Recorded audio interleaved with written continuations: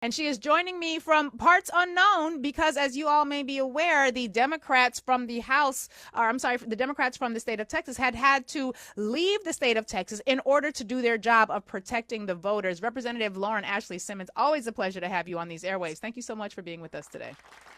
Thank you for having me, Sarah. You know, it's always an honor to join y'all.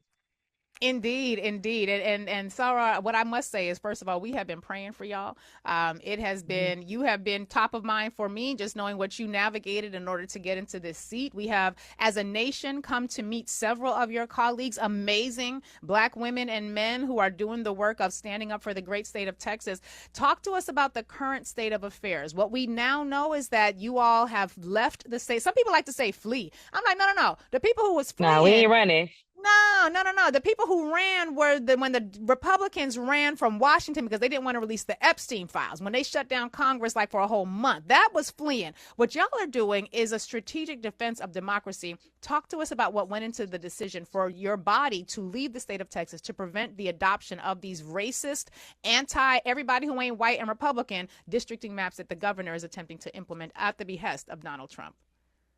Absolutely. And yeah, just to be very clear, what I tell people, we ain't run from no fight. We ran to take the fight to the streets. We wanted to make sure that Mm. the people were aware because, you know, I keep saying Texas is not Vegas. What happens in Texas doesn't stay in Texas. And Donald Trump, you know, basically commanding our governor to cough up 5 Republican congressional seats has national impact. It does not just, you know, matter to the people of Texas, but you know, and being also very clear, breaking quorum is, you know, it's a procedure that's, you know, mentioned in the Texas Constitution. This is a tactic that the minority party has, and it's a nuclear option. It's one that, you know, a decision that we didn't make lightly, but it just shows really how dire what this moment is and just how serious mid-decade redistricting and the impact of that has on a community. But also, again, this isn't based on any new information, any new data, and we didn't do a midpoint 5-year census.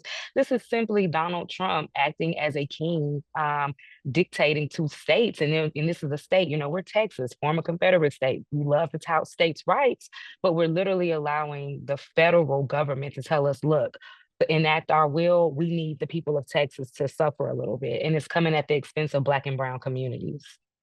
Now, one of the reasons this is so challenging is because, as you mentioned, there has not been a mid decade census. And, folks, I'm going to do a mini primer on census and redistricting as soon as I'm in concluding my conversation with Representative Ashley Simmons. But we're in a situation right now where typically what happens is the census takes place in a year ending in zero.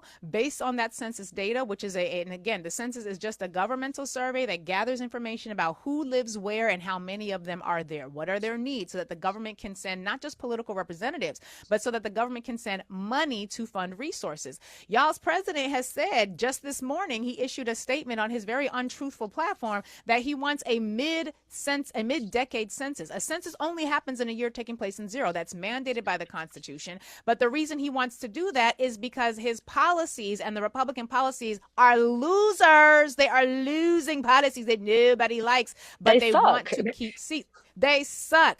But you said national implications. Help us make plain to the audience why what happens with Texas redistricting, and if Texas is able to draw these seats and force them down your throats such that they get 5 additional seats in Congress, what would that do to the ability for you all, for those who go to the federal government, who represent us at the federal level, what would that do to their ability to prevent the harm from things like the big bitch ass bill that they just passed into law that is basically going to destroy every social safety net that our communities rely upon? Well, I Uh-oh, mean, you she's said it muted. best. You Oh, know, there we that go. bill, the big ugly bill, the big bullshit bill. Yeah, I'm sorry, you said it best. The big ugly bill, big bullshit bill, whatever you want to call it, passed by a single vote. And so these majorities in Congress are slim and it matters, you know, almost down to the seat, to the precinct that, you know, we're represented. Well, you can see what happened in North Carolina. The reason that there's a majority, a Republican majority in Congress right now, because they were redistricted, and it went from a fair representation of who lives in North Carolina to being able to basically tip the scales in favor of Republicans. And that's what you know, you said it. Donald Trump knows that the big ugly bill is going to lay waste to not just our communities, but his own constituents, his own supporters.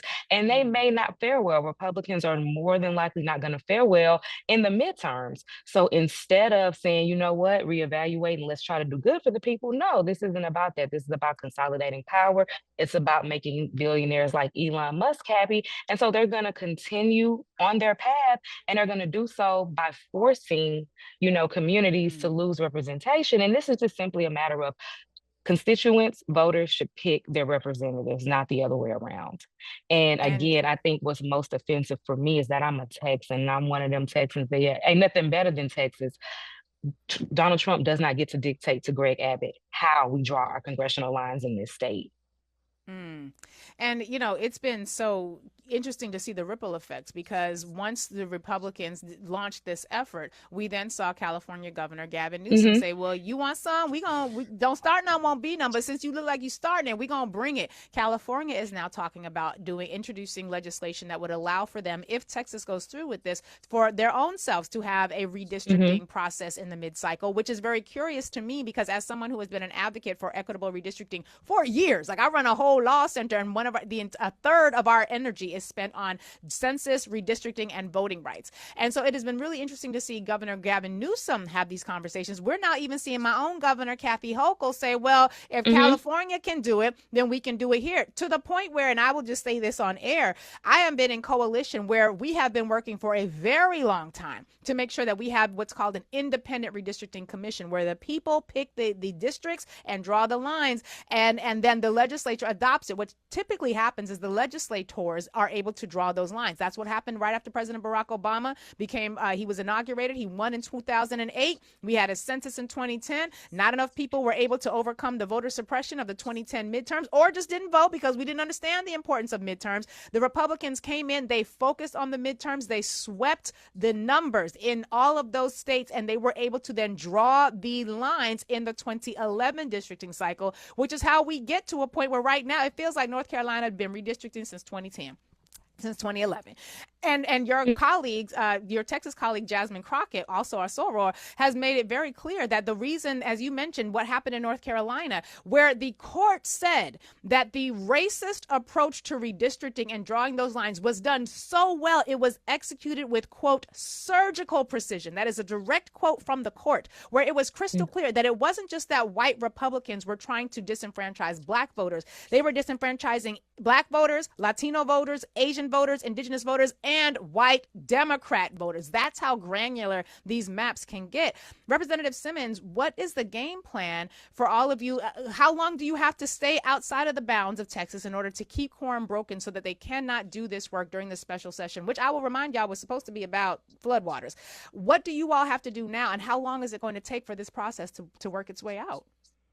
So, we left with the original goal of basically effectively ending this special session. So, sessions in Texas last 30 days, and they're limited in scope. It's what the governor, puts as part of his agenda, and that's what we're allowed to work on. And you're right, we're supposed to be working on natural disaster recovery, because we just lost 130 plus Texans in floods, and children. A camp was basically flooded and washed away. And so that's what we should have been going back to Austin to do, if anything. But this is not, the priority of Donald Trump. And so unfortunately, it is not the priority of Greg Abbott. And I had a colleague that made a very simple graphic that showed how many hearings we had around disaster recovery and how many we had around redistricting. And then I had another colleague who's actually walking to me right now, who, reminds us almost on a daily basis that Greg Abbott has the executive powers to really fix a lot of those issues we're concerned about with natural disasters. So he's using this as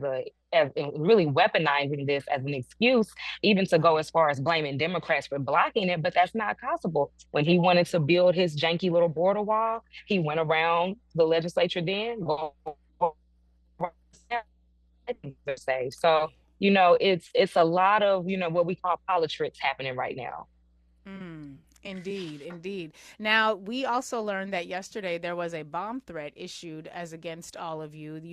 Many of you housed in hotels. I want to say shout out to Governor Pritzker, the great state of Illinois, who has really stepped up in a way. And you all, we've had interesting conversations about Governor Pritzker in the past on these airwaves. But when people are doing a good thing, we want to acknowledge that that is a good thing. And it has been a very good thing that he has been able to ensure that he could play a role in helping you all to get to where you have to be and to provide safe housing for you.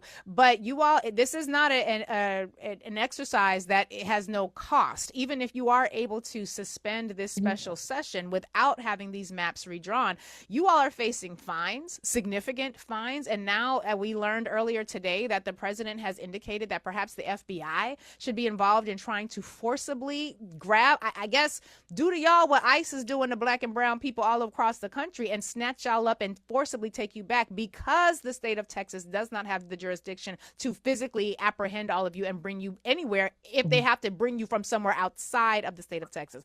Give us a sense Yeah. as to your understanding of these matters and what you all are planning to do about it, to the extent that you can even share. Yeah. So right now, the House has issued civil warrants for our arrest. So essentially, they're, really non-valid outside of Texas. But if they catch us anywhere in the state, they can arrest us and then bring us back to the Capitol to force quorum. And so that's why when you see us break quorum, we typically make sure that we are outside of the state lines, because that, kind of null and voids that process. Right now, though, this is a very different scenario because, again, we're not just, blocking our governor's agenda. We are blocking Donald Trump's agenda. And so Wow. he's going to do whatever, he can. I mean, we had a U.S. Senator reach out to Cash Patel again to get the FBI involved. They are, My God. threatening to, vacate seats.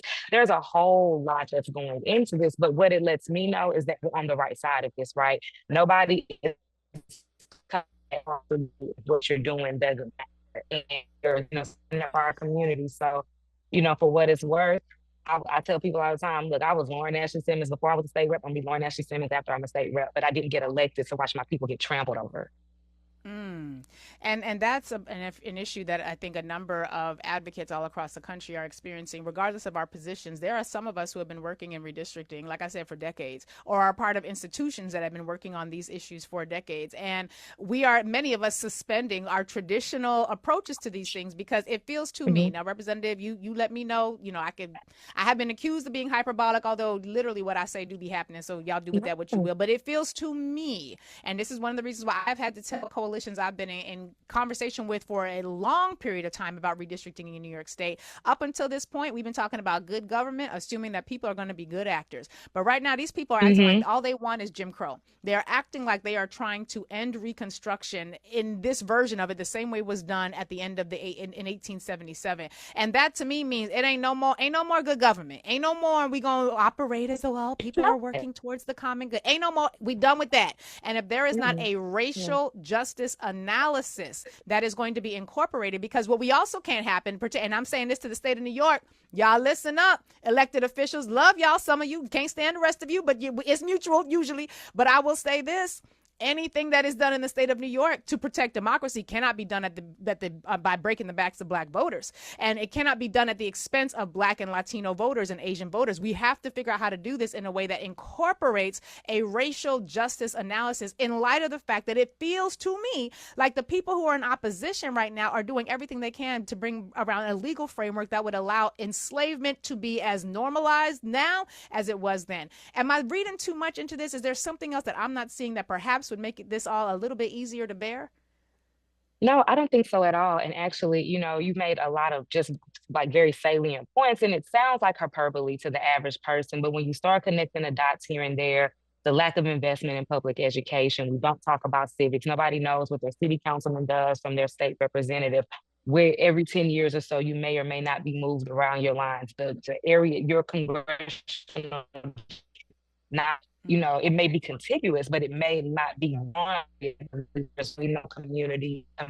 Like all of that stuff keeps us fractured and not really understanding what's important here. And as much as people, may love or hate government, we live in a society where we pay taxes. The government's supposed to allocate those resources, and that's it. And so when you have a group of billionaires in a class where they say the best way that I can make as most money as possible is to have as many people being crushed by the Mm. system. And yeah, it starts Mm. with black people, but what I tell people, it starts with us, but it never ends with us. Yeah. And when you really look at that historically, the gains that we've made, this is, you have to think about how long we were enslaved, how long Jim Crow lasted. We've had a really short time to kind of play catch up. And in those few decades that we've had, access to higher education, being able, to take care of ourselves and be upwardly mobile, we've made a lot of gains. And that's real scary to some people.